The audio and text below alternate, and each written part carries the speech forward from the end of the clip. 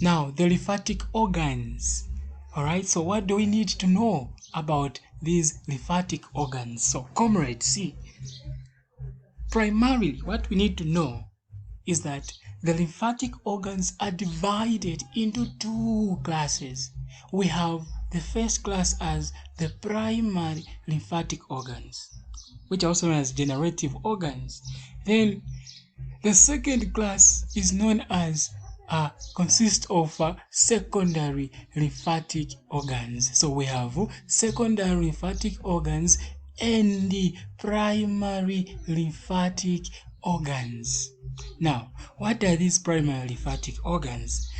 Primary lymphatic organs, these are organs, my comrade, where the stem cells, all right, so cells that can differentiate into many cells, okay, the stem cells will divide. They divide from where? From these lymphatic organs, and they become immunocompetent cells, all right? That is, cells that are capable of distinguishing, all right, self from non-self, all right? That is, cells that can mount an immune response because they are capable now of doing what? Of distinguishing self from non-self, so they can mount an immune response. Where they are derived from is from the primary lymphatic organs, that is the bone marrow. All right, the bone marrow is one of the primary lymphatic organs, all right, where we generate, all right, immunocompetent cells, the B cells, all right. So the bone marrow, it is found in the flat bones. It is also found in the epiphyses of some long bones of adults, okay. And the bone marrow, we say it has got the pluripotent cells, exactly, which some would differentiate into what? Into mature B cells and into immature T cells. Are you seeing that now? Immune cells like B cells and T cells are produced from where? From the bone marrow. All right. We have also the thymus.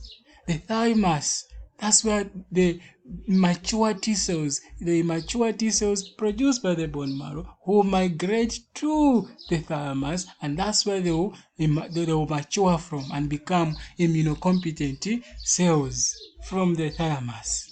Okay. Those are the primary lymphatic organs that we have.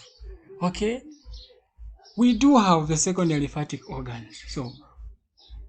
So from this, what we have seen so far is that the thymus and the bone marrow, those two are our primary lymphatic organs. Then we have the secondary lymphatic organs. The secondary lymphatic organs, what are they? Comrade, these are organs now and tissues where, all right, most of the immune responses now will occur. The primary is where we are producing, okay, immune cells, okay, and they mature from. Then the secondary lymphatic organs is where now our immune cells, all right, who showcase, all right, are the sites where most of these immune responses now will occur. Example of these secondary lymphatic organs, we have the spleen. In the spleen, immune responses occur. In the lymph nodes, immune responses will occur, even in the lymphatic nodules. Okay, a lymphatic nodule is a tissue, but because it lacks a capsule, but it may be considered a lymphoid organ. We have also the mucosa-associated lymphoid tissue. So these are the examples of secondary lymphatic organs. So we have also the mucosa-associated lymphoid tissue. What it is it is also can be considered as a lymphoid organ, and simply the mucosa-associated lymphoid tissue. We are talking of those isolated immune cells that we find in the mucosa of the GIT, also in the mucosa of the respiratory tract, also in the mucosa of the reproductive system, and also the urinary system. And to note, we have on record what we need to know are those now mucosa-associated lymphoid tissues that we find in the GIT, such as the tonsils, such as the Peyer's patches, and the vermiform appendix. So these are the lymphatic organs that we are looking at.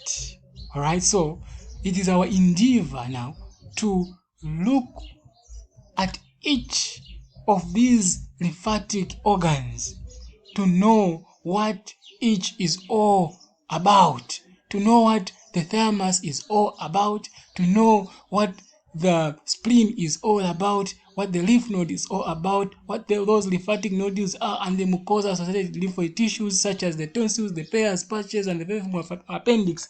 We want to know what each is all about. Join us in the next video.